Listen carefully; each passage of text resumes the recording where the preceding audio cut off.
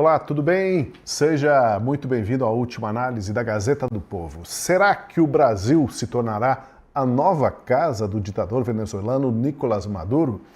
A pergunta não é sem sentido, já que nesta semana o assessor especial do governo Lula para assuntos internacionais, Celso Amorim, disse que o asilo político é uma instituição na América Latina e lembrou que o Brasil já acolheu o ex-presidente do Equador, Lúcio Gutierrez, em 2005, e o ex-ditador paraguaio Alfredo Stroessner em 1989. Celso Amorim não mencionou, mas a fidelidade de Lula a seus companheiros esquerdistas ditadores tem um exemplo bem mais recente.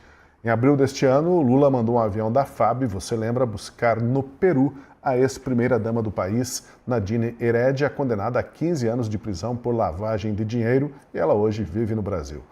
Será que Nicolás Maduro vai fazer nos próximos dias uma viagem semelhante, quem sabe num avião da FAB? Para debater esses e outros temas de relevância, de destaque de hoje, eu convido você a ficar com a gente aqui no Última Análise. Quem está comigo aqui na bancada é o Francisco Scorsin. Tudo certo, Scorsin? Bem-vindo. Certo, Tosi. Saudações para a audiência, para o Vargas no telão. E online com a gente o Daniel Vargas. Tudo bem, Vargas? Bem-vindo novamente. Obrigado, Tosi. Um prazer. Olá, Scorsin. Vai ser um prazer debater com vocês. E logo mais, um pouco mais tarde, nós vamos ter a participação também de um especialista em assuntos militares, convidado especial, Paulo Filho, vai estar com a gente. Bem, o presidente venezuelano, Nicolás Maduro, é um ditador que hoje está acuado. Os Estados Unidos começam agora a cortar a fonte dos dólares, que ainda davam algum oxigênio para a sobrevivência do regime dele.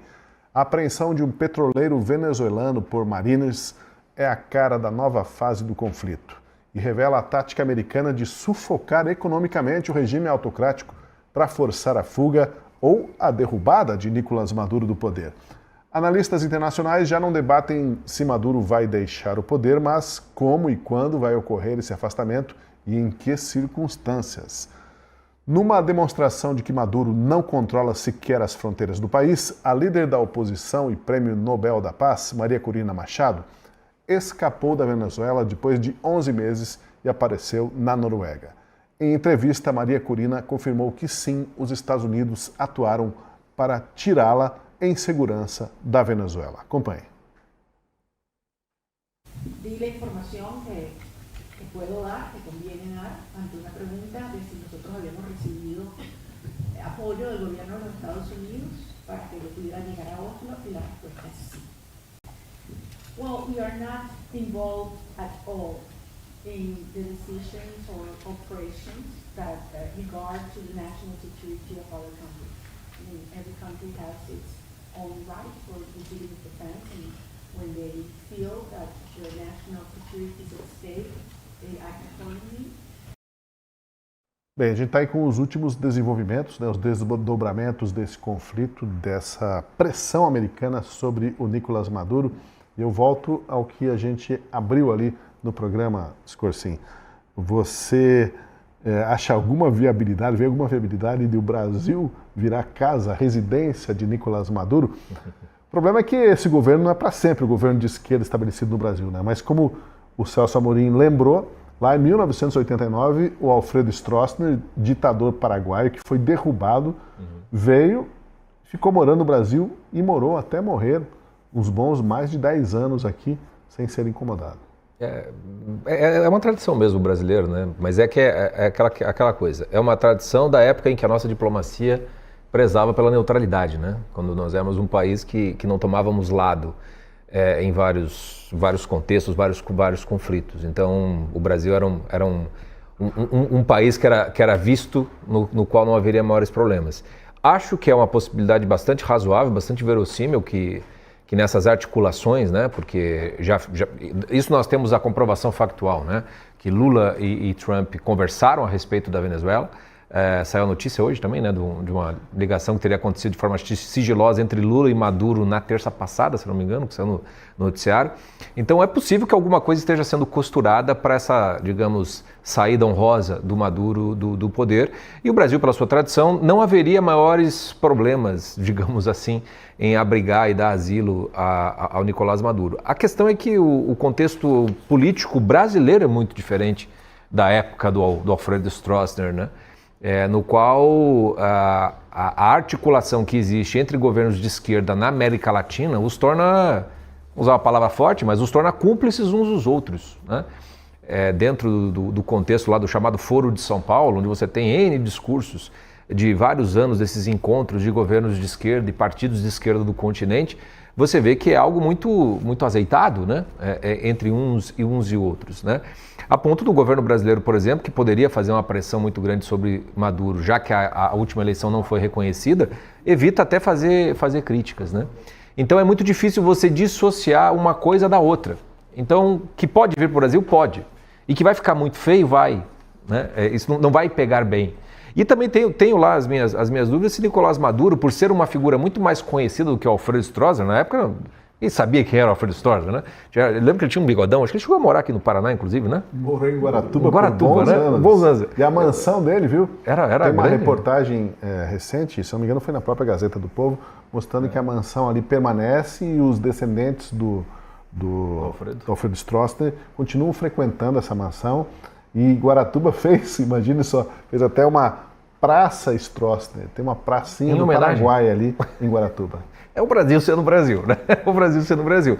Mas o fato é que o Nicolás Maduro, qualquer um bater o olho vai saber quem é, né? E talvez isso deva levantar certos riscos para a própria segurança do Nicolás Maduro, porque é uma tolice você achar que a população brasileira apoia Nicolás Maduro. Aliás, não só a população brasileira, mas o contingente gigantesco de venezuelanos que estão vivendo aqui no Brasil, né? Mas já vê o Nicolás Maduro, os riscos estão aí presentes. Então, assim, teoricamente, abstratamente, o Brasil tem um certo histórico com relação a isso. O contexto atual, eu acho que é um tiro no próprio pé, mas eu acho que o governo Lula não está nem aí para isso, já que trouxe essa ex-primeira-dama do Peru, que já é uma coisa que é vergonhosa, que não tem como ser aceita de maneira passiva, como infelizmente acaba sendo feito, tanto pelas instituições como pela grande mídia, o que provavelmente vai ser mais ou menos como o Nicolás Maduro, só que eu acho que isso vai fazer muito mais barulho e isso vai pegar muito mal para fora.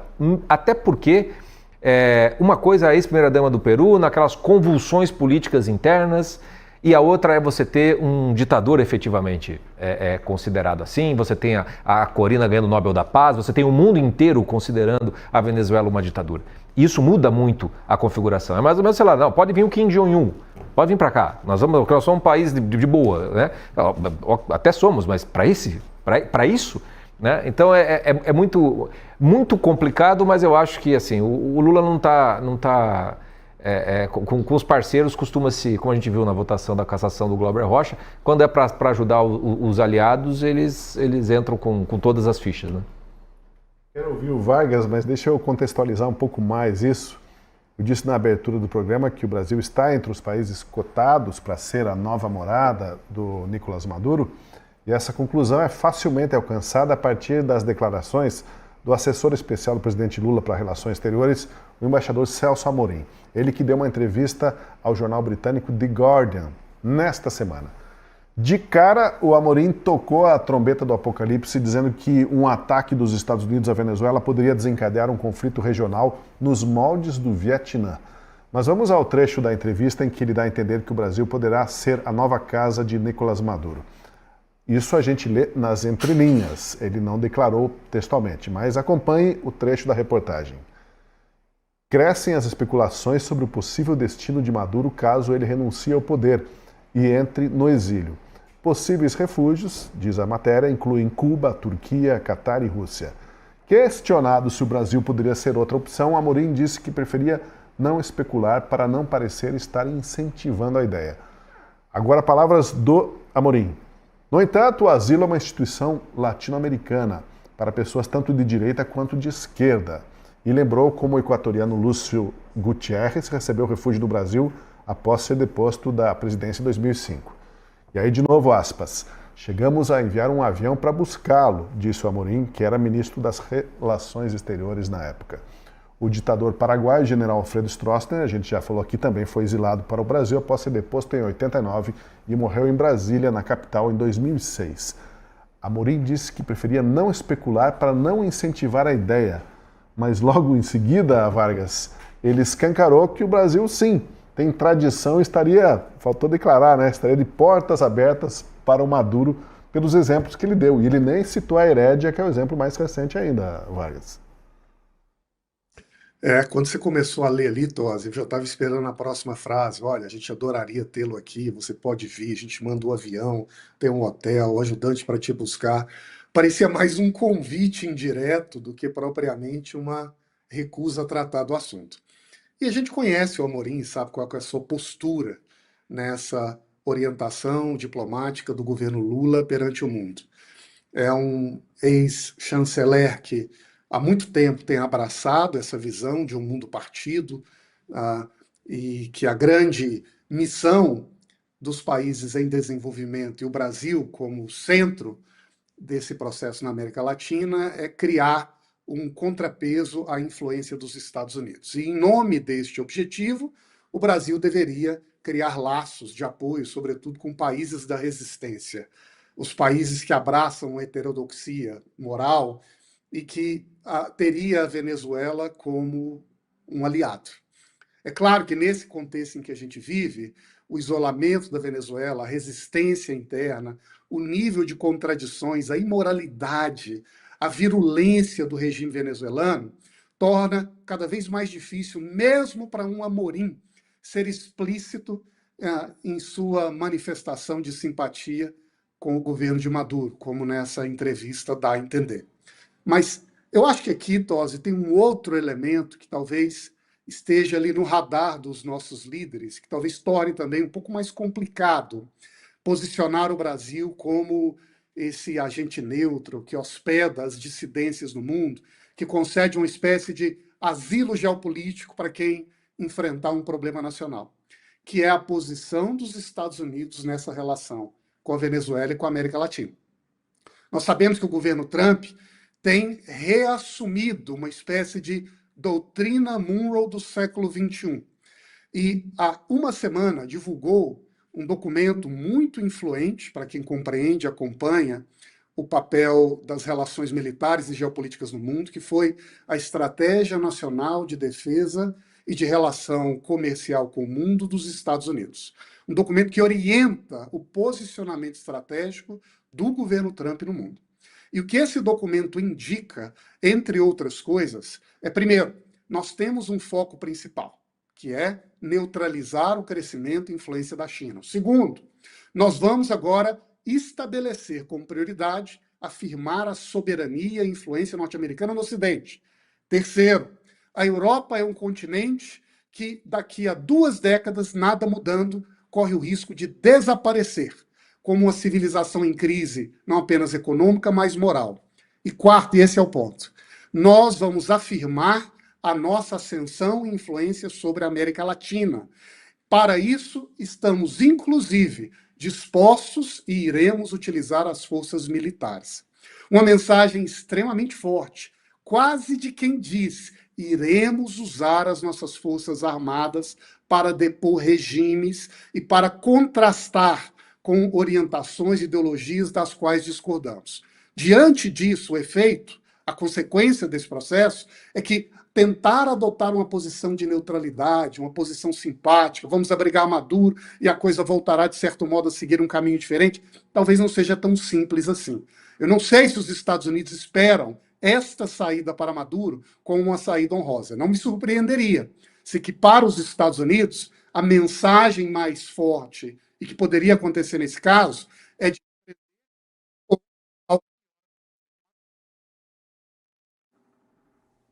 O finzinho da fala do Vargas ali a gente não entendeu, mas eu vi que você estava caminhando para fazer um ponto ali, Vargas. Deu para entender a sua mensagem. Deixa eu só projetar ali na tela, eu falei sobre a reportagem, né, que revela os últimos dias do ditador paraguaio Alfredo Stroessner, foi na Gazeta do Povo mesmo, saiu aí há poucos dias, que essa mansão no litoral mantém viva a memória do ditador paraguaio e atrai turistas. Está ali o detalhe da casa, uma casa grande. Só que, curiosamente, o ditador Alfredo Stroessner, ele frequentava muito essa casa, ele tinha essa mansão anos antes de ser deposto do poder. E muitos paraguaios vêm passar o litoral. Exatamente. Aqui. E ele vinha para cá. Quando ele foi deposto e ele se abrigou, se refugiou no Brasil, ele ficou só 2 meses nessa casa. E depois foi para Brasília, onde ficou por 17 anos. E tinha aquela lenda urbana, quem passava férias ali no litoral, o ditador tá na casa, ele nem estava lá. Dizem que fica ao lado daquela mansão que era do Silvio Santos. Porque onde você vai, existe uma mansão numa praia brasileira, essa mansão é do Silvio Santos. É igual apartamento do Neymar também, tudo quanto é praia tem apartamento do Neymar. Então tá aí, tá a reportagem exclusiva da Gazeta do Povo sobre esse ditador aí. Permita que eu fazer para aproveitar o gancho que o Vargas trouxe essa nova doutrina Monroe dos Estados Unidos, e dado esse item quarto, uma das coisas que se discute, e até me desculpe se estiver atropelando o teu roteiro, mas é por conta do gancho mesmo, uma curiosidade minha, acho que de repente depois não tem cabimento. Mas uma das coisas que se aventa, né, que se desconfia, né, é que haja algum tipo de negociação acontecendo entre o governo Lula e o governo Trump, envolvendo a Venezuela, que faria com que as sanções no Brasil fossem todas levantadas e ficaríamos todos amigos. Mas dado esse contexto, é possível que isso seja verossímil? Quer dizer, que os Estados Unidos, de repente, falam, não, então, o Brasil a gente vai deixar virar uma Venezuela, mas a Venezuela a gente não quer mais que vire uma Venezuela. Faz sentido que a principal potência da América Latina seja tratada, né, se permita, então, que tenha uma vida própria, vamos dizer assim, para que se possa pegar o Maduro? Faz sentido essa versão que corre por aí? Sim, esse seu ponto me parece muito importante. Eu confesso que eu mesmo cheguei a pensar esta possibilidade como algo que estaria, talvez, justificando uma postura, entre aspas, mais light dos Estados Unidos em relação ao Brasil. Com essa flexibilização do tarifaço, inclusive discussões de restabelecer uma situação de normalidade, dado que, né, no campo de batalha, a prioridade dos Estados Unidos no momento é a China de um lado e a Venezuela aqui em casa. E aí ter o Brasil como um aliado nesse processo poderia ser importante, inclusive para evitar que essa união da América Latina, apoiando a Venezuela, criando uma resistência maior, se concretizasse. Agora, a divulgação desse documento, essa Estratégia Nacional de Defesa, sinaliza uma posição muito mais dura dos Estados Unidos em relação a esse ambiente ideológico, político, econômico na América Latina. Sinaliza uma posição de que, olha, o multilateralismo que nós conhecemos desde o pós-guerra não é mais a nossa prioridade. A nossa intenção é afirmar a nossa hegemonia no mundo ocidental. A Europa já é mais um problema do que um líder nesse processo. Nós iremos liderá-lo. America First, nas relações diplomáticas globais, começam por afirmar a autoridade americana sobre o território da América Latina. Se isso é verdade, não faria sentido os Estados Unidos tolerar dissidências tão vorazes, tão vocais, como tem sido a postura do governo brasileiro ao longo dos últimos meses. Não apenas criando resistências, criticando decisões do governo americano, se aliando cada vez mais a adversários dos Estados Unidos e agora, veja só, abrigando Maduro. Não sei se isso seria consistente com a mensagem dada pela Estratégia Nacional de Defesa dos Estados Unidos, que foi imensamente forte. Bem, o que dizer do alerta do Celso Amorim de que uma invasão ou ataque dos Estados Unidos à Venezuela poderia mergulhar a América do Sul num conflito semelhante ao do Vietnã? Vamos a mais um trecho da reportagem do jornal britânico The Guardian. Se houvesse uma invasão de verdade, é o Amorim dizendo, acho que sem dúvida veríamos algo semelhante ao Vietnã, em que escala é impossível dizer. Ele diz que acreditar que até alguns inimigos do líder autoritário da Venezuela, o Nicolás Maduro, estariam inclinados a se juntar à resistência contra tal intervenção estrangeira. E veja o que ele diz em seguida para dar base ao alerta de risco de guerra generalizada. Eu conheço a América do Sul. Todo o nosso continente existe graças à resistência contra invasores estrangeiros. E o Amorim previu que qualquer ataque dos Estados Unidos reacenderia o sentimento anti-americano na América Latina, semelhante ao gerado pela interferência dos Estados Unidos durante a Guerra Fria. Agora, quando o Amorim diz que conhece a América do Sul e que todo o continente existe graças à resistência contra invasores estrangeiros, o que ele está querendo dizer com isso? Né? Quase como está dizendo assim, ó, não venham porque aqui o nosso povo é acostumado às grandes lutas, né? O povo bolivariano da América do Sul vai lutar unido contra qualquer invasor. Será que é isso que que ele está invocando ao citar o Vietnã também. A gente sabe que o Vietnã foi um terror para os americanos no sentido de uma guerrilha sangrenta e não conseguiram vencer de jeito nenhum aquela guerra. O que o Amorim está querendo implicar, dizer com essa história aí de Vietnã e de que o continente tem tradição de resistir a invasores, Scorsin? É só conversa de quem frequentou o Instituto Rio Branco e quer despejar um pouco de conhecimento sobre geopolítica, sei lá. Eu acho que até existe no meio militar uma teoria que fala sobre a guerra de ficção, né? A guerra ficcional, que ela é travada nas narrativas, né? Nos discursos e não na realidade. Eu acho que a citação do Vietnã tem muito mais a ver com o fato de que no imaginário os Estados Unidos foram derrotados, talvez seja a única guerra dos Estados Unidos que teria sido derrotado, embora, né, nesse imaginário se desconsidere que a derrota aconteceu muito mais dentro dos Estados Unidos do que no Vietnã, efetivamente falando, né? Os Estados Unidos desistiram de ir até as últimas consequências. A segunda coisa que ignora é o fato de que o Vietnã não lutava com suas próprias forças, né? Nem com as forças dos seus vizinhos, mas com a força da União Soviética, né? dos comunistas que os armavam, que é muito diferente, e a Rússia não parece ter qualquer condição, ou talvez a China, mas não me parece que a China vai querer entrar nessa bola dividida, até porque nada se falou a respeito disso, e ela tem também os seus problemas do lado de lá com o Japão, Taiwan, dentre outras coisas. Então me parece que mesmo que toda a América Latina se una, não deve dar 1/3 da força dos Estados Unidos.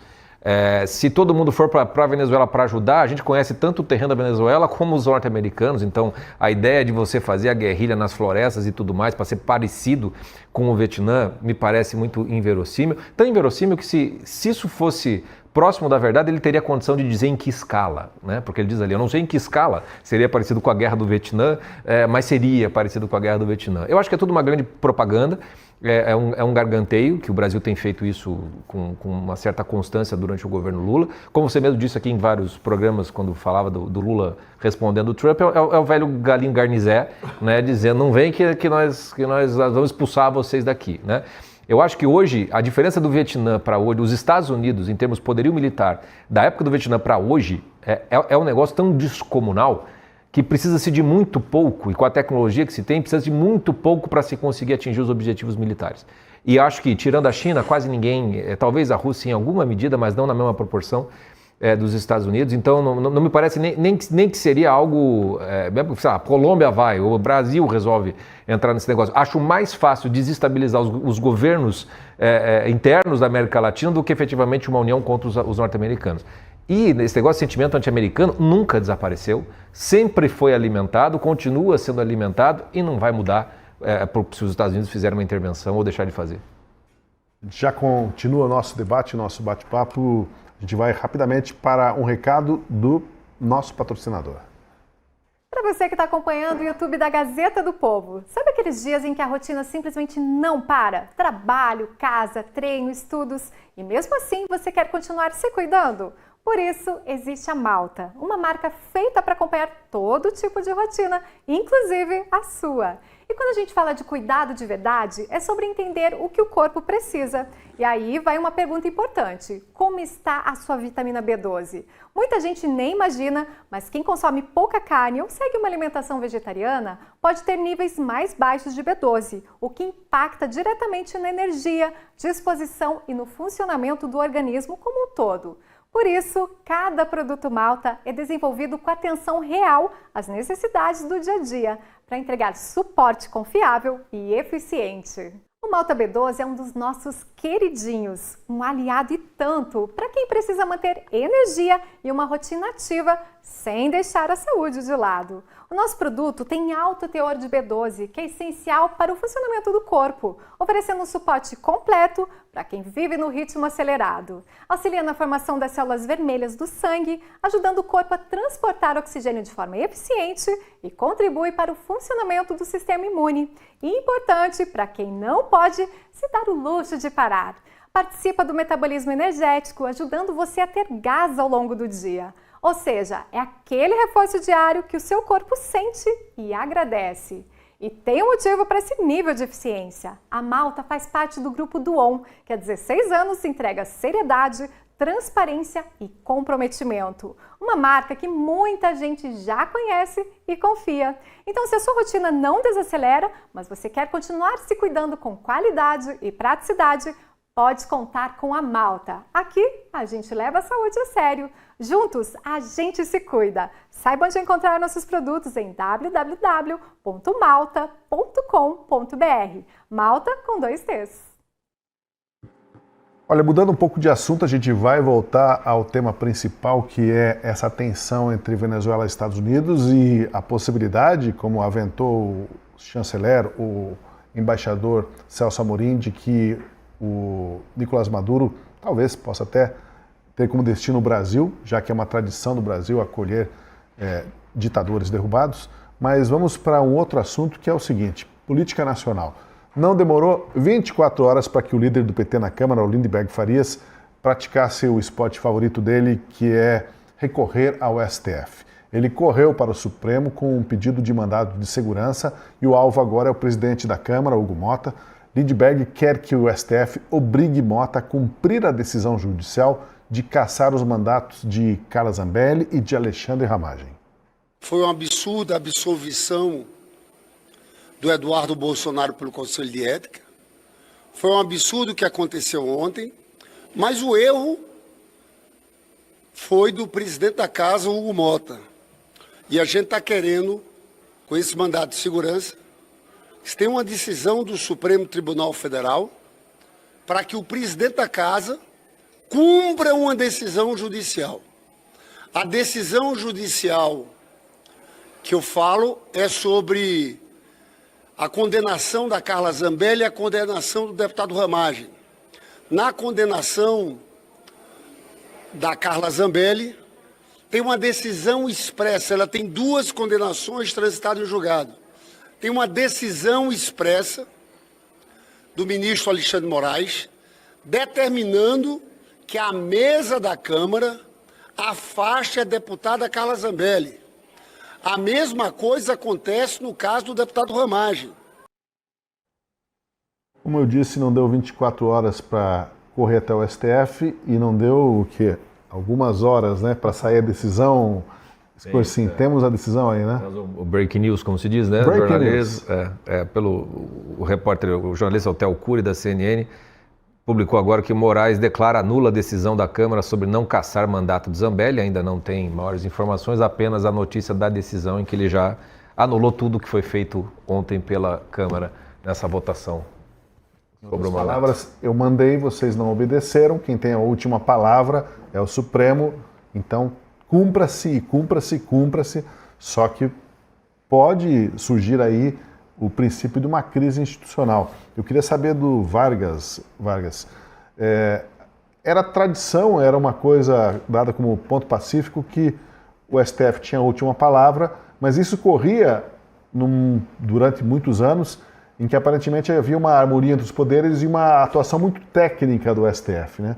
Desde que ele começou a se tornar um tribunal mais político e a invadir prerrogativas dos outros poderes, ele está pagando o preço de ser esse tribunal político, né? As decisões deles do tribunal são contestadas, são confrontadas, os ministros também se envolvem em polêmicas fora dos autos.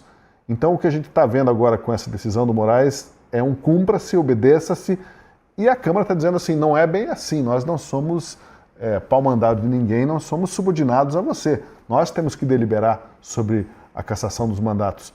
Como que você vê esse cabo de guerra, Vargas, e até que ponto que pode existir aí um princípio de uma crise, ou não há crise porque quem manda nesse negócio aí é o Supremo e uma hora ou outra todo mundo vai ter que baixar a cabeça?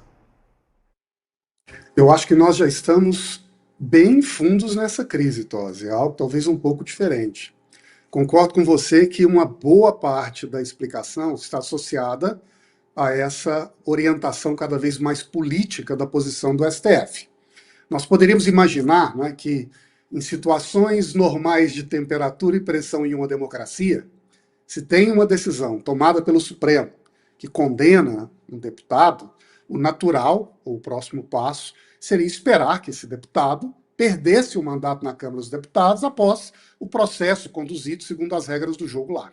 Agora, essa não é mais a nossa realidade. Já há algum tempo, o Supremo se tornou não apenas um ator político, mas quase como um partido, com o seu programa, a sua atuação, os seus interesses, com repercussões econômicas, repercussões sociais imensas.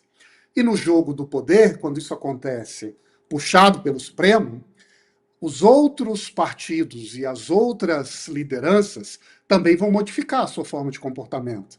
Então, já que o cenário é este, também nós podemos esperar que a Câmara dos Deputados reagirá. E simplesmente, em casos que eventualmente poderiam ser considerados normais, passar a exigir ou a adotar uma postura diferente. Como também nós temos visto acontecer com grande frequência no Senado Federal. Talvez falemos disso hoje em outro dia, é o que está acontecendo com o debate sobre o marco temporal, uma ida e vinda sem parar. E muitas vezes, decisões tomadas, como por exemplo, a decisão monocrática tomada pelo ministro Gilmar Mendes, que limita o processo de início de impeachment pelo Congresso sobre ministros do Supremo, provocou como reação, lá no Senado, uma aprovação, em um prazo super rápido, de uma PEC modificando a Constituição para reconhecer o chamado marco temporal. Mas volta aqui para o nosso tema. O ponto é, a partir do momento em que o Supremo adotou essa orientação política, o jogo passa a ser um jogo profundamente politizado, onde talvez ele devesse seguir, em vários campos, uma atitude mais jurídica convencional. E nesse contexto, Tosi, olha a situação. O deputado Lindbergh, quando ingressa com uma ação no Supremo para anular uma decisão tomada pela Câmara, ele passa a criar um outro problema. Um problema para a relação entre o Supremo e o próprio governo federal, quem sabe abalando em parte, né, essa dobradinha que foi estabelecida ao longo dos últimos anos, mas também uma tensão cada vez mais profunda da própria Câmara com o PT e com o governo Lula. Afinal de contas, um dos deputados líderes do governo está sabotando uma posição política de um poder que está em tensão com o outro. E, de repente, nós começamos a enxergar um cenário que está longe de ser um cenário de normalidade, mas um jogo em que os ataques e contra-ataques de parte a parte são cada vez mais robustos e cada vez mais perigosos. E eu creio que é isso que tem acontecido nesse caso da cassação ou da decisão que aparentemente foi tomada há pouco pelo ministro Moraes em relação a Carla Zambelli. Agora, a grande questão, e isso nós não sabemos, é como esse jogo, em algum momento, vai distensionar. Porque não é possível imaginar que nós vamos agora permanentemente viver num jogo de verdadeira guerra, de ataques e contra-ataques entre lideranças dos poderes. A democracia, em algum momento, precisa se restabelecer. Como isso vai acontecer não está claro, mas muito provavelmente o jogo político eleitoral do ano que vem vai ser importante nesse processo. Uma coisa que me chama a atenção é a posição ou em que condição fica o presidente Hugo Mota da Câmara dos Deputados, porque a decisão do Moraes, ela não tem nada a ver com celeridade judicial, né? É uma decisão passa-moleque, né? É uma decisão, sabe, pai de família que chega do trabalho, os filhos estão fazendo um furdúncio, a esposa não consegue controlar a casa, e ele dá uns gritos e cada um pro seu quarto, mas dali 5 minutos eles estão agitados, né? Volta a fazer a bagunça e ele só dá aquele grito na sala. Aí dá uma sossegada.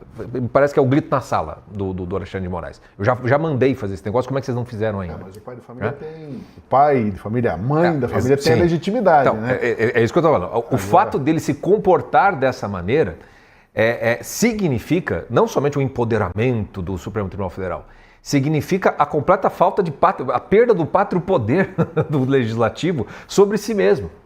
E isso se soma hoje, eu estava vendo mais aquelas fofocas de bastidores de Brasília, mas que normalmente costumam ser verdadeiras, em que o deputado Arthur Lira, que foi o ex-presidente, o anterior presidente, né, da Câmara dos Deputados, e foi quem colocou o Hugo Mota no seu lugar, e quem patrocinou o processo de cassação do deputado Glauber Rocha, Glauber Rocha, não. Glauber Braga. Eu confundo sempre com o cineasta. Me desculpe ao cineasta. E que capitaneou esse processo de cassação e isso foi pautado ontem junto com o da Carla Zambelli e ele foi derrotado. E foi derrotado por uma força-tarefa envolvendo o governo que entrou pesado para fazer, pelo menos diminuir, né? Não ser cassado, ele foi suspenso por 6 meses, foi essa a decisão.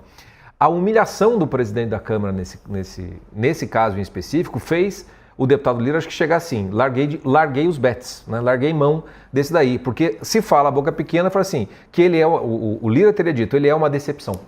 Se fosse eu na presidência, ele teria sido cassado com uns 400 votos no mínimo. Então, a perda de poder e, de certo modo, um certo atarantamento do presidente Hugo Motta me chama a atenção, inclusive nas pautas que ele colocou agora nesse final de ano. Entre elas, essas 2 cassações, mais a dosimetria, é como se ele tivesse, ao mesmo tempo, querendo limpar, não exatamente a pauta para o ano que vem, mas, de certo modo, tirar todos aqueles casos que, de alguma maneira, o emparedam, para que ele possa exercer o seu poder efetivamente falando, porque ele não consegue, né, articular para que essas pautas tomem o seu devido rumo. A dosimetria foi aprovada, nesse ponto talvez tenha sido uma vitória para ele, mas tanto a cassação do deputado Glauber como também a da Carla Zambelli foram derrotas para ele, porque eu acho que ele concorda, que ele gostaria que a deputada Carla Zambelli também fosse cassada. Independentemente se ela foi ou não foi cassada, o fato é que a decisão do ministro Moraes apenas demonstra que falou assim, o que você fala ou deixa de falar, faz ou deixa de fazer, não faz a menor diferença. Você é um carimbador das minhas decisões, nada mais disso. Você é o Messias da Dilma, você está levando o papelzinho para a deputada sair. Independente do mérito, se tem que caçar, se não tem que caçar, se está certo, independente do mérito, é a forma com que a coisa é feita. É de uma humilhação tão tamanha para a Câmara, para os deputados como um todo, que é como disse o Vargas. Quer dizer, nós só não estamos numa crise institucional, não é nem mais crise, uma guerra institucional mais declarada, porque tanto Câmara quanto Senado são de uma pusilanimidade na defesa das suas prerrogativas, que faz com que simplesmente o STF faça o que bem entender, porque não tem reação efetiva. Não tem reação efetiva. Ou pelo menos não tinha. Porque a partir do momento que eu vejo um senador moderado, como o senador Alessandro Vieira, dizer que se aproxima o tempo de termos o ministro Supremo Tribunal Federal preso, ele nem falou em impeachment, falou em preso, é porque talvez esteja começando algo que dê um pouco de testosterona para o Legislativo para poder, pelo menos, fazer frente ao que o STF tem feito. Não crio expectativas com relação a isso, mas eu não sei como o presidente Hugo Motta vai manter a sua credibilidade ou autoridade depois de uma humilhação como essa de, nem 24 horas depois, a Câmara inteira ser humilhada por um passa-moleque mesmo do ministro Alexandre de Moraes. A gente tem que lembrar que faz poucos dias o Alexandre de Moraes declarou que considera o Supremo Tribunal Federal o tribunal mais forte do mundo. E essa força foi adquirida exercendo-se sobre os outros poderes no Brasil. Então, o Cursinho coloca muito bem que parece que foi uma série de atitudes servis, de subserviência, repetidas vezes, com repetidas decisões do Supremo, que foi ajudando a criar essa musculatura deles em relação aos outros poderes. Mas aí cabe uma defesa institucional aí do Congresso, não, Vargas? E a Gazeta do Povo tem na sua linha editorial a defesa de que o momento da vida política brasileira exigiria uma CPI do abuso da autoridade, para colocar em uma lupa sobre esses abusos todos e trazer essas pessoas para dar explicações e recolocá-las, digamos, no seu devido lugar. Uma CPI poderia ajudar a fazer isso. Eu já fico me perguntando, Vargas, se sobre alguns aspectos, e isso ainda não está no debate político, se a gente daqui a pouco não vai precisar fazer uma espécie de mini-reforma constitucional, né? Chamar todos, um grupo, né? Uma convocação, uma eleição, e olha, vamos ter que reformar a nossa Constituição, principalmente para redefinir os termos da correlação de forças entre Legislativo, Executivo e Supremo, porque do jeito que está, a gente pode caminhar para um impasse em breve, né? Só não temos um impasse hoje porque o Supremo se considera o tribunal mais forte do mundo e ele aposta todas as fichas de que vai fazer valer a sua vontade, custe o que custar. Mas, como você disse, a crise está instalada, só não há muita resistência ainda e vão se curvando de um lado, deixando passar uma coisa aqui, outra acolá, mas o fato é que todos, por enquanto, andam se curvando ao STF. Só que quando vem uma decisão dessa, que é intimidatória, cumpra-se porque eu mandei, a crise escala mais um pouco. Será que não era o caso já, Vargas, de a gente pensar numa mini reforma constitucional? Olha, Tosi, eu vejo a situação dos poderes brasileiros como com os pés afundados em barro até a canela. Eu não creio que nós estamos agora, em cada um desses novos atos. Veja a situação. Todos os dias tem um capítulo especial da novela. E sempre o que está em jogo é uma tensão profunda entre os poderes. E cada vez mais entre o Supremo, ora com o Legislativo no Senado, ora com a Câmara, ora com alguma liderança ou decisão tomada fora do Brasil. Mas o que começa a nos mostrar que nós não estamos tratando apenas de um conjunto de problemas pontuais de rotina de um sistema bem ordenado. E eu creio que o encaminhamento, que vem ganhando uma certa forma, de forma devagar, vai se esclarecendo ao longo do caminho, caminha para uma repactuação das condições de exercício do poder nos três poderes. E isso estaria associado, de um lado, à definição do espectro de competências. Então, no caso do Supremo, isso é a coisa mais evidente, dado que não há praticamente qualquer limite, ninguém consegue controlar de qualquer maneira as decisões, a abrangência, a agenda, o uso político que é feito no tribunal para encaminhar a sua agenda e influenciar o país, mas também nos outros poderes, o debate sobre o processo eleitoral. Será que é a melhor forma de se organizar a eleição, como nós fazemos no Brasil? Será que nós não devemos mudar o sistema de voto, pensar em regimes alternativos? Será que a reeleição é, de fato, o melhor regime entre nós? Será que é desejável ter uma Câmara e um Senado com as características que tem? Né? Então, tudo parece sinalizar para um ambiente de tensão em que nós começamos a questionar, de um lado, os poderes de cada um dos poderes, mas também os critérios de formação daquelas pessoas que vão exercer esse poder. No caso do Supremo em particular, esses dois temas têm ganhado cada vez mais vulto, cada vez mais intensidade, à medida em que essa crise vai também se alastrando. E nós vemos agora, nos últimos dias, outra vez, um debate sobre possível estabelecimento de mandatos do Supremo. Algumas lideranças que exerceram cargos importantes no Brasil sugerindo uma alternativa, vamos ampliar o número de ministros no Supremo.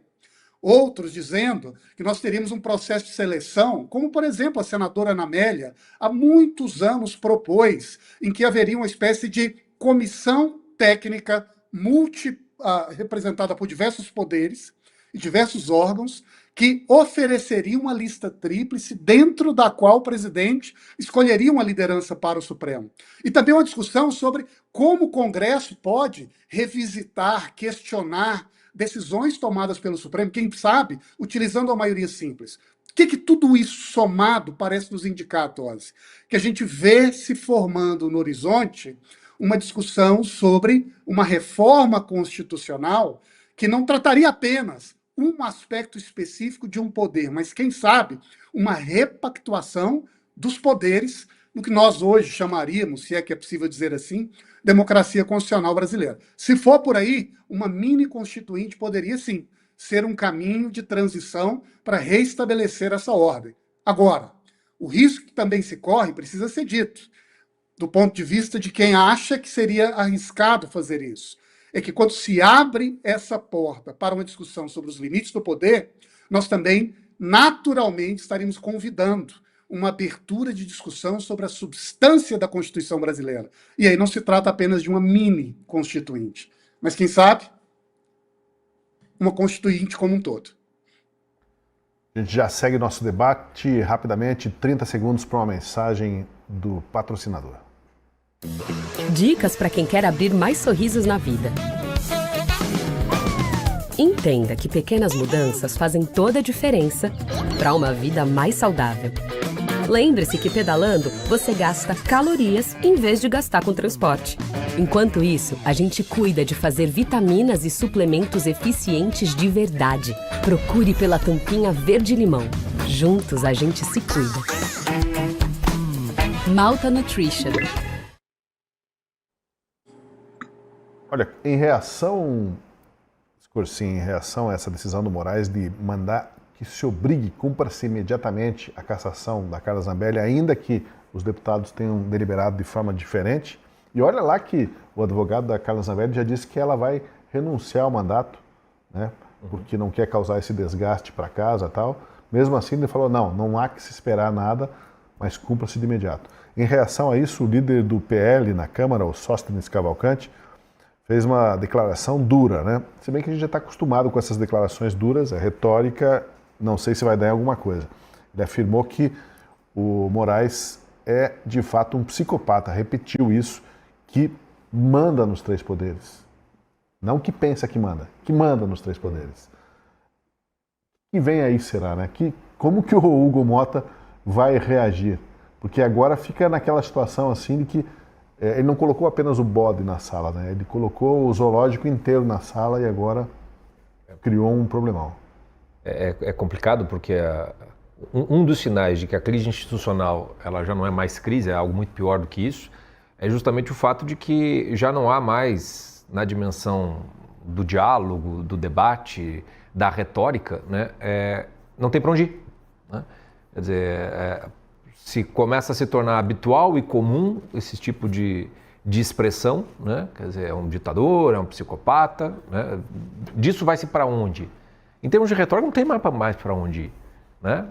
Da retórica você vai, aquela famosa briga de bar, né? Chega uma hora que vai para as vias de fato, né? O que é umas vias de fato numa crise institucional, né? Ninguém sabe. A verdade é essa, tanto que uma das hipóteses para que, por exemplo, o Gilmar Mendes tenha aparentemente recuado, ou pelo menos só tirado um pedacinho da sua decisão ontem, para que a nova lei do impeachment tenha sido jogada para 2026, que talvez até a própria dosimetria já não seja imediatamente aprovada, né? Seja uma percepção muito mais do Legislativo do que do STF, mas acho que também em alguma medida do STF, de que está passando do ponto em que todo mundo vai perder. A Dilma foi uma profeta do Brasil, né? Quando ela disse lá que ninguém vai ganhar, ninguém vai perder, vai todo mundo perder. Porque é exatamente nesse ponto que, quando você chega para além da crise institucional, em que você não faz um freio de arrumação, todo mundo perde. A ideia, por exemplo, de que a gente chegou assim, vai ter que fazer uma nova Constituição, para não ter guerra civil, vai ter que ter uma nova Constituição. Essa nova Constituição vai implicar perda para todo mundo, ninguém sabe o que pode sair com relação a isso. Coloco, esses dias atrás, não sei se não foi essa semana, saiu uma fala do... Mas uma nova Constituição seria inconstitucional agora. Então, aí que a gente fica, como é que faz? O José Dirceu deu uma declaração que saiu nos jornais, eu não estou fazendo a citação de memória, então eu posso estar equivocado, mas em que ele disse assim, precisamos nos preparar para uma revolução. Ele textualmente fala, é guerra, eu estou falando de guerra. Porque ele está dizendo, e ninguém vai dizer que José Dirceu não entende de antever os próximos capítulos da história. O que ele está vendo é que, do jeito que a coisa vai, não há como mais institucionalmente você chegar numa solução. Então, assim, seja o freio de arrumação interno, que me parece impossível, seja uma nova Constituição em que sabe-se lá o que vai sair disso aí, porque, sinceramente, eu acho a nossa Constituição um horror, mas eu não sei se a gente consegue fazer alguma coisa melhor do que isso. Sinceramente falando, pela quantidade de interesses em jogo, pela quantidade de brigas que nós estamos tendo. Então, assim, o cenário é muito sombrio, né? E me parece que a conta que se faz, e político acaba fazendo esse tipo de conta, né? É que ceder ao Supremo Tribunal Federal, né? Botar água na fervura, né? Seja o jeito de se levando esse jogo em banho-maria, sabe-se lá até quando. É bom lembrar que quando o STF humilhou o parlamento com relação à votação do IOF, na qual se deu ganho de causa ao governo, nem o Alcolumbre, presidente do Senado, nem o Hugo Motta, presidente da Câmara, falaram a respeito daquela decisão. Não defenderam em um A as prerrogativas do parlamento. Eu não duvido nada que o Hugo Motta simplesmente fique quieto e diga, não, a decisão do Supremo se cumpra, né? Porque temos que respeitar a decisão judicial, e barari, barará, e barará, e barará, e ele vai perdendo mais um pouco de credibilidade e autoridade, né? O que significa dizer que o futuro é é mais sombrio do que parece, né? O Vargas falou, estamos com barro até a canela. Eu já acho que já está batendo mais para cima. E olha, essa decisão aí, essa intimação do Alexandre de Moraes para que cumpra, se obedeça, se é uma decisão do STF, é uma decisão minha agora, monocrática, né? Para variar, é uma decisão monocrática. Ela vem daquele ministro que está no noticiário por outros motivos também. Ele e a família, os negócios de família. A gente não pode deixar de falar do contrato milionário da prestação de serviços do escritório do Barsi de Moraes, da família do Alexandre de Moraes, com o Banco Master. É porque surgiram detalhes desse contrato. Segundo a colunista Malu Gaspar, do jornal o Globo, o escritório foi contratado para atuar em algumas frentes bem específicas. E veja só, essas frentes envolvem 5 núcleos. Cinco núcleos, você veja lá. O Alexandre de Moraes, ele tem um pouco das digitais ali, não digitais dele, mas DNA da família, né? O escritório da família. Então vamos dividir as coisas por núcleos. E em caps lock, né? Em caps lock também. Então tá lá, 5 núcleos. Atuação estratégica, consultiva e contenciosa. E olha só quem são os clientes, ou na verdade as frentes de atuação do escritório para defender o Banco Master. O Judiciário, por óbvio, né? O Ministério Público, a Polícia Judiciária, a Polícia Federal, órgãos do Executivo. E aí, ó, Banco Central, Receita Federal, a Procuradoria-Geral da Fazenda Nacional, o CAD e o Legislativo. Então, o contrato muito específico, assim, ó, você vai trabalhar para nós, vocês aí do escritório do Alexandre de Moraes, mas não é para defender causas aí contra pessoas que pegaram empréstimo do banco ou broncas do banco, né, na praça aí, não, é para defender questões do banco junto aos poderes públicos, entre eles nominados, Receita, o Legislativo, enfim, para bom entendedor, meia palavra, algumas palavras, 5 núcleos bastam.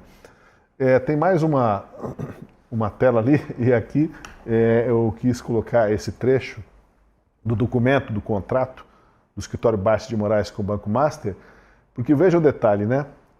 Está ali estabelecendo como que vai ser o pagamento, os valores da cláusula 10 são valores líquidos, e vai mais adiante ali dizendo assim, ó, os valores mensais de prolabore mencionados no item tal terão valor bruto de R$ 3.646.529,77. Olha o capricho dos centavos.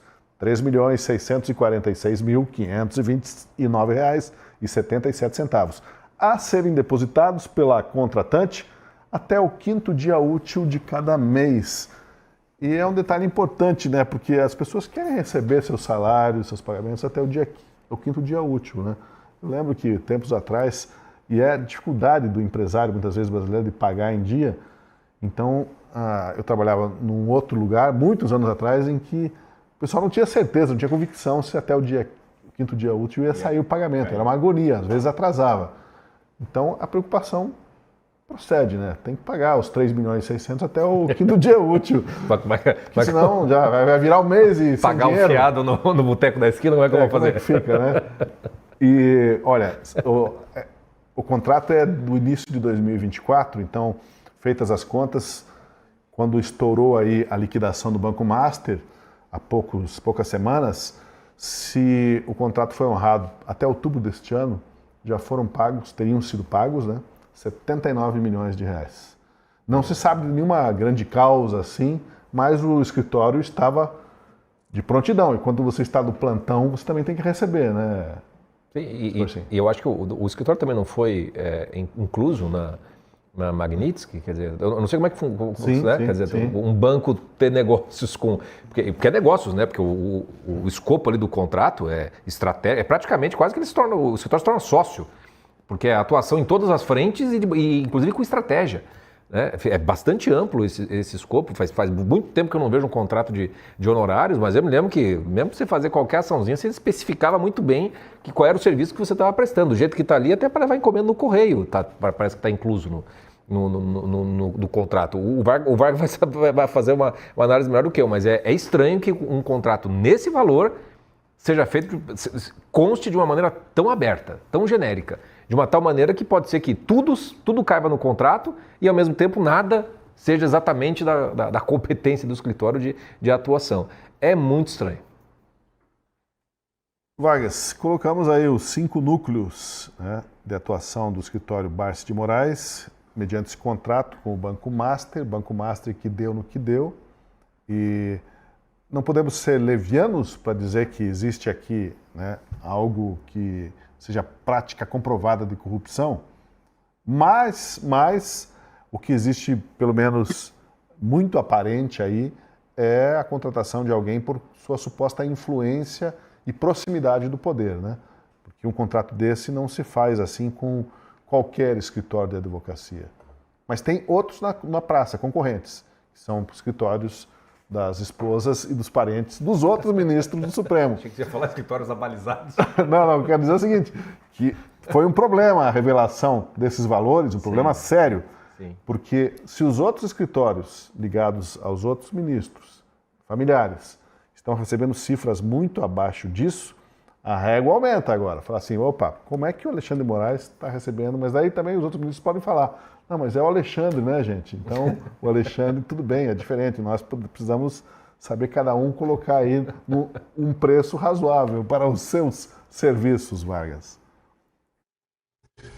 Tosi, esse é um dos escândalos mais surpreendentes, a meu ver, da história da justiça brasileira, e que me surpreende sob diversos aspectos. O primeiro deles, talvez o mais evidente, é como um contrato com essas características, com essas dimensões, envolvendo a esposa de um ministro, não está na capa, na chamada do topo de todos os jornais brasileiros. Como isso não foi discutido durante 30 minutos nos grandes telejornais da imprensa aberta no país. Como esse tema não provoca uma reação de indignação profunda entre todos aqueles que acreditam na importância de se ter uma justiça que seja não apenas independente, que seja ética, mas que pareça também agir desse modo. Porque a sinalização que o contrato dessa dimensão com a esposa de um ministro do Supremo dá é de que o buraco é muito mais embaixo. E aqui o meu segundo comentário. Eu acho que tem o escândalo, por assim dizer, ou a indignação, por assim dizer, com um contrato que não tem um objeto claro. Você divide 130 milhões, não, tudo bem, são 5 núcleos, é o quê? 26 milhões por núcleo. Para atuar como consultoria e estratégia, além de ter todas as aspas e pontos de interrogação associados ao contrato em particular, eu acho que o que chama a atenção, e eu tenho visto isso circular pelos meios em que eu ando ao longo dos últimos dias, e todos aqueles outros contratos que nós não conhecemos. Este é a ponta do iceberg. O que, portanto, sinaliza que existe um modus operandi, com muita probabilidade, acontecendo nessa estrutura em torno de tribunais superiores que tomam decisão, que hoje se tornou um verdadeiro um espaço onde provavelmente muitas centenas de milhões circulam em um conjunto de escritórios que têm relações de confiança com os ministros, o que, por sua vez, nos faz perguntar, veja, nós estamos falando aqui de um processo de decisão tomado com base em critérios justos e que sinaliza para o restante da democracia, do exercício do poder no Brasil o bastião da moralidade, ou nós estamos falando de um grande business, capitaneado por um conjunto de pessoas que são indicadas e que passam a operar como centro de uma rede de negócios. Será que é isso? Né? E eu coloco um ponto de interrogação ao final, inclusive por prudência, que pode ser que não. Mas um contrato com essas características, o que tem sido disseminado, eu creio que provoca imensa desconfiança e uma indignação pelo que parece sinalizar em relação à atuação deste escritório particular, mas também, sobretudo, por quase que nos convidar a entender ou nos perguntar qual é esse oceano em volta dessa ilha, quanto dinheiro tem circulado ali, quais são os outros inúmeros contratos com bancos masters que ninguém conhece, mas que estão circulando, não é, por baixo das estruturas de poder do Brasil. Se é assim, olha, como se diz lá no interior, para tudo que eu quero descer. Pois é alguma coisa do que a gente sabe, né? Do que está saindo, como bem colocou o Vargas, o que não se sabe e que outros contratos que jamais virão à tona serão conhecidos. Bem, para debater ainda agora a situação do conflito entre os Estados Unidos e a Venezuela, vamos voltar a esse tema, nós temos um convidado que é o Paulo Filho. O Paulo é coronel da reserva, analista militar e colunista também da Gazeta do Povo. Tudo bem, senhor Paulo Filho? Muito obrigado pela gentileza de conversar com a gente aqui no Última Análise. Tudo certo? Boa noite, Tosi. Boa noite a todos. Boa noite a quem nos assiste pelo YouTube. É um prazer estar falando com vocês. A gente fez uma análise aqui prévia já das declarações do Celso Amorim em entrevista ao The Guardian, dizendo que aqui na América do Sul existe uma tradição de resistência unida e que se o Trump fizer alguma ação militar mais ostensiva, um ataque, pode virar um Vietnã a América do Sul aqui. Como que o senhor vê esses últimos desdobramentos com a apreensão de um petroleiro, né, da Venezuela, com o cerco se apertando, com o alerta de Trump também para o presidente Gustavo Petro da Colômbia, que ele pode ser o próximo, acusando-o também de comandar um Estado, que seria um Estado narcotraficante, e o papel do Brasil, e o contexto do Brasil nisso, né? O governo Lula, o presidente Lula está um pouco calado nesses dias, né? Mas o chanceler, o embaixador, falou e disse bastante coisa, quase como que advertindo os Estados Unidos para não tomar certas medidas. Como que o senhor vê esse momento do embate e o que pode acontecer daqui para frente? O Maduro, ele tem muito tempo no poder ainda, o senhor imagina? Bem, Tosi, vamos começar pela nova Estratégia Nacional de Segurança que os Estados Unidos acabaram de divulgar, né? O documento saiu na quinta-feira passada. Esse documento mostra uma inflexão muito importante na postura estratégica dos Estados Unidos. Esses documentos são publicados desde 1987, uma lei de 86, e eles têm uma lógica, uma continuidade, né? Entre 86 e 2001, esses documentos prepararam a postura dos Estados Unidos naquele fim da Guerra Fria, início do momento unipolar americano, os Estados Unidos exportando o modelo de democracia liberal, né? Os Estados Unidos imaginavam à época que quanto mais países adotassem os regimes democráticos e liberais, mais seguro seria o mundo, mais seguro seria os Estados Unidos. A partir do atentado de 11 de setembro de 2001, a estratégia muda, e aí passa a ser a guerra ao terror. Aí nós vamos ver a caçada ao Osama Bin Laden, nós vamos ver o ataque ao Iraque, a invasão do Iraque, a invasão do Afeganistão. A partir de 2015, ainda no governo Obama, nós vamos nos lembrar daquele pivô para o leste, né, pivô para o Oriente, já notando a ascensão muito rápida da China como uma grande potência, que era uma potência que competia, passava a competir com os Estados Unidos. A estratégia de 2017 do primeiro governo Trump coloca claramente pela primeira vez 4 inimigos dos Estados Unidos: Rússia, China, Coreia do Norte e Irã. Ou seja, uma estratégia para um mundo multipolar. Agora, essa nova estratégia que saiu na semana passada muda em 180 graus, inclusive realmente em 180 graus. O foco deixa de ser o Oriente e volta para o Ocidente. Os Estados Unidos dizem claramente que o hemisfério ocidental, ou seja, as Américas, passam a ser sua primeira prioridade. A primeira prioridade é proteger o povo americano das ameaças que a estratégia coloca como mais importantes: o narcotráfico, que causa centenas de milhares de mortes a americanos, e a imigração ilegal. E aí, por serem os países latino-americanos, América Central, América do Sul, os países de onde saem essas drogas e de onde saem esses imigrantes, a maior parte desses imigrantes, o foco vem para a América Latina, o foco vem para a América Central, para a América do Sul.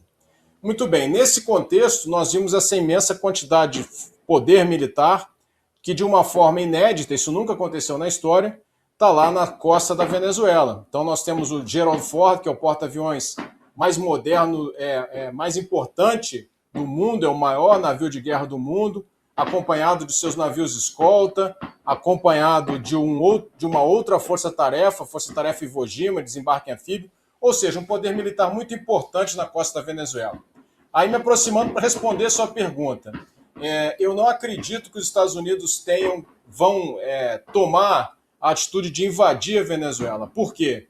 Porque esse poder militar é importante, muito superior ao necessário para essas ações de apenas destruir esses barcos do narcotráfico, mas ele é um poder militar insuficiente para fazer uma invasão terrestre na Venezuela. Você precisaria de muito mais poder militar para uma invasão.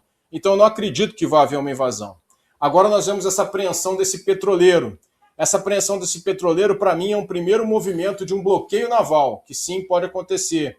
O governo Trump já disse que vai fazer outras apreensões de petroleiros e aí sim aumentar gradativamente.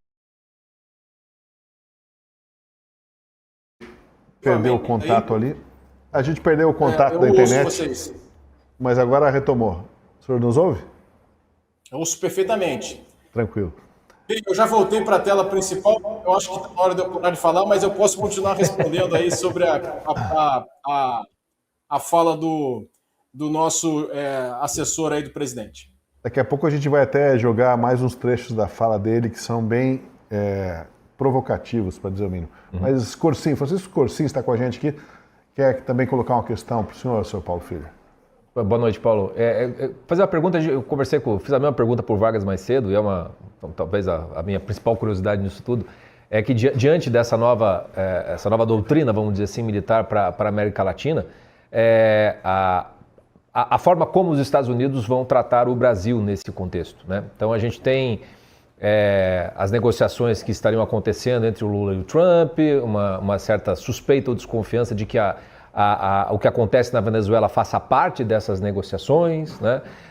Há um temor, vamos dizer assim, em boa parte da direita, de que nisso estaria envolvido o levantamento das sanções aplicadas, não apenas econômicas, mas também as da Lei Magnitsky para o ministro Alexandre de Moraes, dentre outros. E a pergunta que eu fiz para o Vargas era o quanto faz sentido os Estados Unidos, digamos assim, darem uma certa carta branca para que o governo Lula possa continuar, o regime, como o próprio Trump fala, do Brasil continuar como tal, para se conseguir algo na Venezuela, quando o que se está plantando nesse contexto brasileiro é uma construção de uma Venezuela muito mais perigosa para os próprios Estados Unidos, dado que o Brasil é o país mais importante da América Latina. Quer dizer, como é que o senhor vê essa questão? Quer dizer, faz sentido que o governo americano, por uma questão para se conseguir o que se quer na Venezuela, por um primeiro objetivo, ceder, né, ao Brasil uma espécie de salvo-conduto para se continuar o que se está fazendo, ou não faz sentido que isso faça porque é plantar algo muito pior ali na frente? A estratégia cria o chamado corolário Trump, a doutrina Monroe.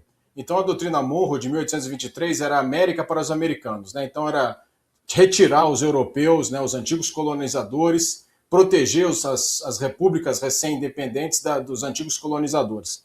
No início do século XX, o Roosevelt fez o corolário Roosevelt, a doutrina Monroe, Theodore Roosevelt, e ele criou o direito de interferência, né, disse que os Estados Unidos tinham direito de interferência para estabilizar repúblicas da América Latina, especialmente naquela época, naquele contexto da América Central e do Caribe, para que não se espalhasse essa instabilidade e não atrapalhasse os interesses americanos. Agora, o tal do corolário Trump fala em três aspectos, né? Cita três aspectos. O primeiro é que os Estados Unidos acreditam que têm o direito de intervir na América Latina para defender seus próprios interesses, especificamente no caso do narcotráfico e da imigração ilegal.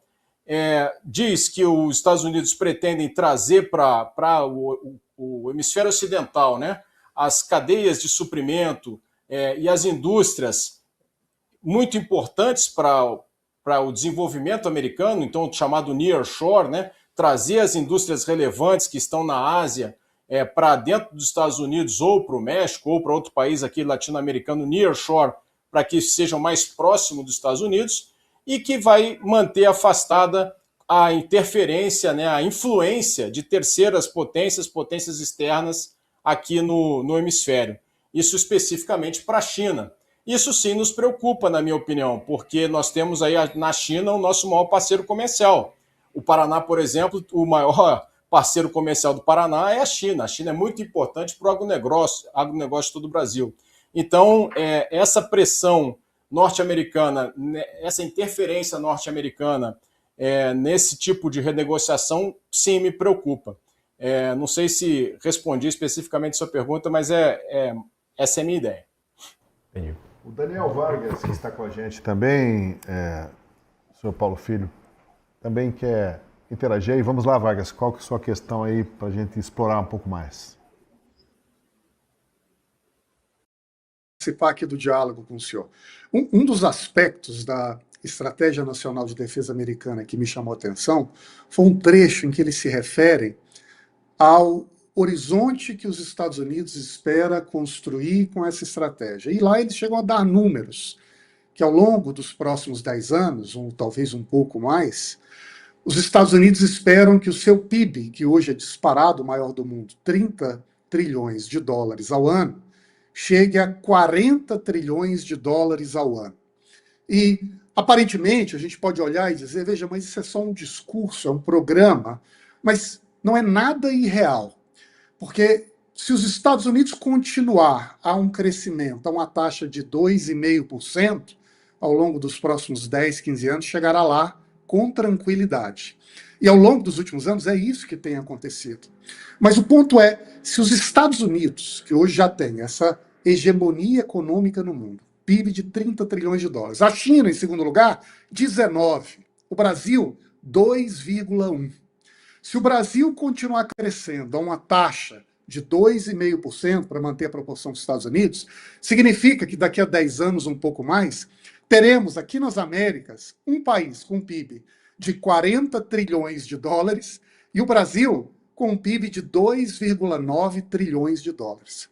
Então não é possível sequer imaginar uma relação de comparação, né? Mas é quase como se fosse um grande centro econômico, uma pequena ilha, um pequeno satélite girando em volta.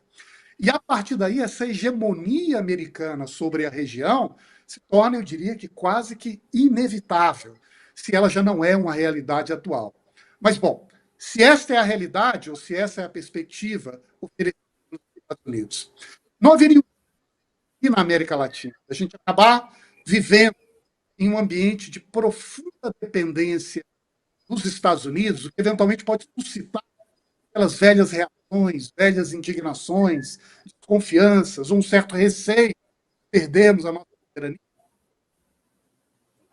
Eu acho que quanto maior o intervencionismo, maior esse nível de desconfiança, isso vai gerar um maior nível de desconfiança. Eu, como militar da reserva, não fico confortável, e acho que nenhum patriota, nenhum nacionalista fica confortável com a possibilidade de qualquer potência estrangeira, qualquer uma, do sistema internacional, possa estacionar um porta-aviões aqui na foz do Rio Amazonas, né, ao longo do nosso litoral. Então, eu acho que se esse intervencionismo americano se realmente aumentar, eu acho que sim, provavelmente vai gerar um sentimento anti-americano. Como se fosse qualquer outro país, geraria um sentimento contra esse país que estivesse se aproximando das nossas fronteiras ou das nossas costas, né? Eu acho que isso é um sentimento natural.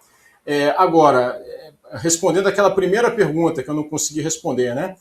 Seria se eu não acredito que os Estados Unidos vão invadir a Venezuela, mas vamos partir da premissa que possa invadir, né? Que invada. Seria um grande Vietnã? São coisas completamente incomparáveis do ponto de vista militar, né? O governo Maduro é um governo muito impopular na Venezuela, né? Nós vimos isso pelo resultado eleitoral.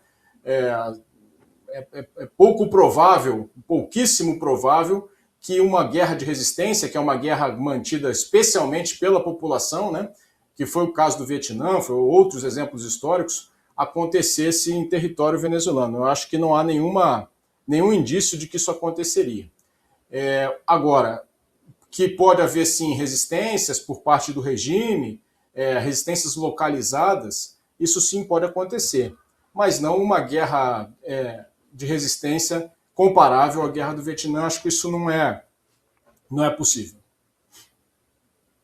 A gente está sorrindo aqui porque acabei de me lembrar, viu, Paulo e Vargas, que o Maduro saiu cantando hoje, né? Don't worry, be happy. Discursando para os seus militantes, don't worry, be happy, mas ele não sabia a letra em inglês, depois ele cantava assim, lá, lá, lá, lá, lá, don't worry, be happy, lá, lá, lá, lá, lá, e aí ia, né? Mas olha só, agora sério, há menos de 2 semanas, senhor Paulo, o presidente Donald Trump determinou o fechamento do espaço aéreo da Venezuela, né? E desde então a maioria das companhias aéreas internacionais suspendeu os voos por lá. Em reação, o governo Lula disse que essa medida equivalia a uma declaração de guerra. Há 10 dias, por outro lado, já expirou o prazo dado por Trump para que Maduro renunciasse ao poder. E Trump já disse à imprensa que cedo ou tarde Maduro vai renunciar. Os dois conversaram por telefone, não houve avanços. O embaixador Celso Amorim, que a gente comentou mais cedo, deu uma entrevista ao jornal The Guardian, diz que o ato de Trump de forçar Maduro a deixar o poder é ilegal e que isso jamais será apoiado pelo Brasil. Veja esse trecho da reportagem. Se Maduro chegar à conclusão de que deixar o poder é o melhor para ele e para a Venezuela, será uma conclusão dele. O Brasil jamais imporá isso, jamais dirá que isso é uma exigência. Não vamos pressionar Maduro para que renuncie ou abdique. E eu repito essa última frase dele aí. Não vamos pressionar Maduro para que renuncie ou abdique. Agora, Paulo Filho, não seria obrigação moral de uma democracia pressionar um vizinho autocrático a deixar o poder? Esse posicionamento do Celso Amorim, ele é como a gente diz, é um passapano pro Maduro, né?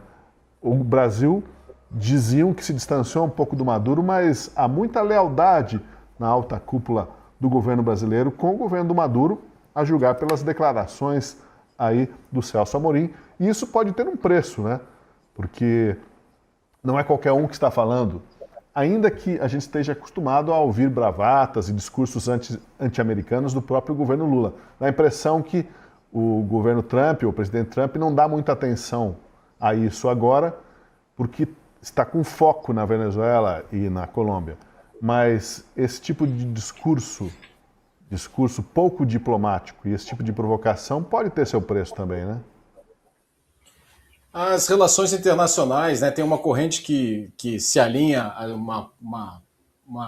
um ideal, né, maior, em que os valores devem prevalecer, né, e que as posturas devem ser sempre baseadas, calcadas em valores, e há uma linha mais realista que diz que os interesses dos estados devem estar sempre em primeiro lugar, então o comportamento dos seus governantes deve ser sempre baseado exclusivamente nos seus interesses, né? Só que há uma hipocrisia e a gente vê muitas vezes governos atuarem, fazerem acenos baseados em valores em direção a um país e baseados em realismo, né, em outro país. A gente pode apontar isso no próprio governo Trump, que diz na mesma estratégia nacional de segurança que não importa o tipo de governo com quem ele está se relacionando, e isso é muito claro, por exemplo, em relação aos governos do Golfo Pérsico, né, onde não há democracia nenhuma, o próprio governo russo, que está muito longe de ser um exemplo de democracia, e alegar a defesa da democracia em outras partes do mundo. Então essa postura dos governos não me surpreende, né? Há muita hipocrisia nas relações internacionais e esse tipo de declaração é comum, infelizmente, né? Porque eu acho que né, a minha postura. Enquanto a gente retoma ali a ligação, o contato da internet. Ok, voltou. Deixa eu já emendar uma outra. Não sei se... A gente conseguiu acompanhar o seu raciocínio, daí bem no finzinho parou e interrompeu. Mas eu queria apresentar aqui a tal solução mágica que foi imaginada pelo Celso Amorim para resolver a situação política na Venezuela. Ele lançou a ideia nessa entrevista ao The Guardian de um referendo revogatório, algo que já foi feito por Hugo Chávez em 2004. Veja o que disse o Amorim. O então presidente Hugo Chávez aceitou a ideia, com alguma relutância, mas aceitou. Houve um referendo e ele venceu. E aí o Amorim disse, Não sei quem venceria agora. Você tem um palpite aí, Scorsin, sobre quem venceria esse referendo? O Amorim, acima de tudo, é um brincalhão também, né? É um cínico, né? Vamos dizer claramente, né? As eleições não foram reconhecidas pelo governo norte-americano, acho que por boa parte do mundo, acho que até o Brasil não reconheceu, por fraude, quer dizer, se não foi reconhecida a eleição, como é que vai reconhecer um referendo, né? Então, é mais o jogo hipócrita mesmo, como disse o Paulo, das relações internacionais. É uma pena que o Brasil tenha literalmente abandonado a sua tradição, né? Na hora de se manifestar diplomaticamente sobre esses casos, se colocando de uma maneira vergonhosa, né? É mais do que passa pano, né, para o Maduro. É um aliado da Venezuela, né? Não tem como colocar em outros termos. Não é um país que pode estar... Vamos fazer a mediação. Não, você não é mediador.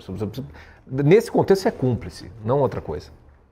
Agora, Paulo, o Maduro aparenta ter muita resiliência e resistência. Até porque ele está há muitos anos no poder, aparelhou muito o Estado. Mas a gente sabe, por experiências anteriores, que quando um governo, mesmo que um governo déspota, um governo autoritário, tirano, começa a perder o poder, ele não perde lentamente, né? Acaba desmoronando meio que de repente. Mas até que isso aconteça, as aparências são de total domínio e de tranquilidade, don't worry, be happy. Mas o precipício pode estar a poucos dias de distância, né? Até essa lealdade aparente que ele tem no país, essa resiliência, ela pode ser enganosa, como já foi enganosa no caso de tantos outros, né? Vamos lembrar aí, sei lá, do Bashar al-Assad, do Muammar Gaddafi, do Saddam Hussein, não é? O que você diz sobre essa resiliência, aparente resistência do Maduro e até que ponto isso aí é uma casca de ovo? Você falou com muita propriedade, né? Eu me lembro perfeitamente na guerra do Iraque, na invasão do Iraque, talvez vocês se lembrem, tinha um porta-voz, um general iraquiano que sempre aparecia com uma boina e os Estados Unidos já estavam dentro de Bagdá e ele estava dizendo que estava tudo bem, estava tudo sob controle, né? Então, como a imprensa é completamente controlada, né? Isso acontece também na Venezuela, não há vozes dissonantes, a impressão que passa, e é para isso mesmo, né? E a ideia é exatamente essa, a impressão de que passa é que está tudo bem.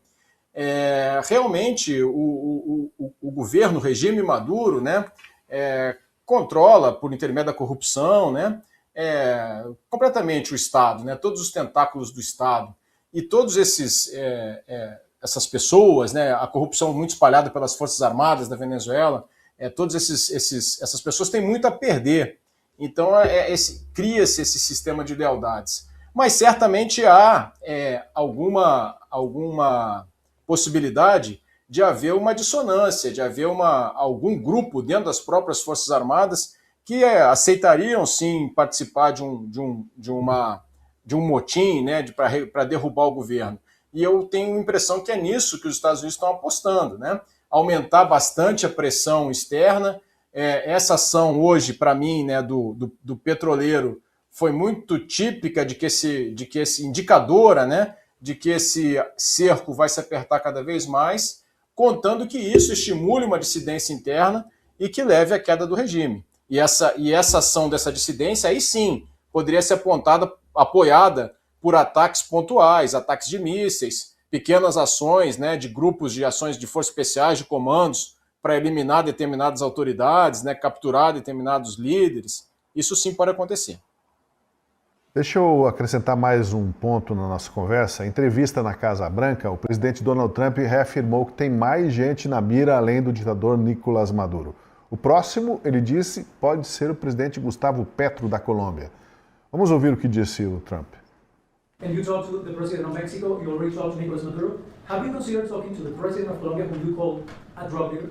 No, I haven't really thought too much about him. He's been fairly hostile to the United States, and I haven't given him a lot of thought.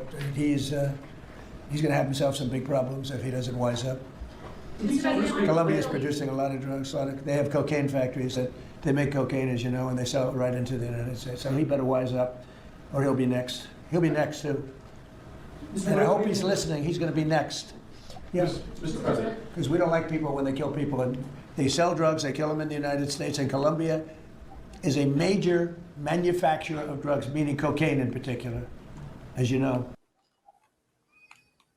São palavras que devem causar algum espanto aí na frente ampla de esquerda da América Latina, né? Tá o Maduro, tá o Petro, quem mais que vai, né, entrar nessa lista?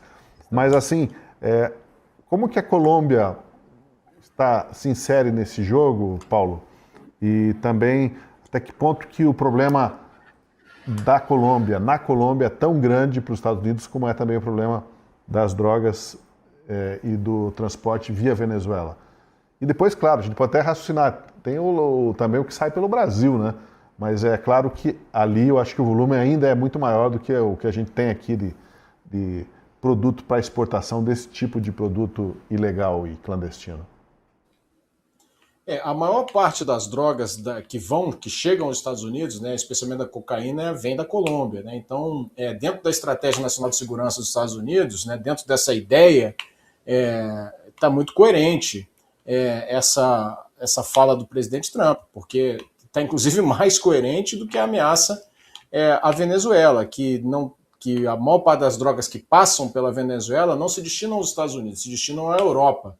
Assim como o Brasil também, a maior parte das drogas que saem do Brasil se destinam à Europa. Só que na Venezuela há toda a questão ideológica, né, do Maduro, desde o primeiro mandato do presidente Trump, que houve aquele apoio ao Guaidó, né, e desde do primeiro mandato o Maduro está atravessado na garganta do presidente Trump.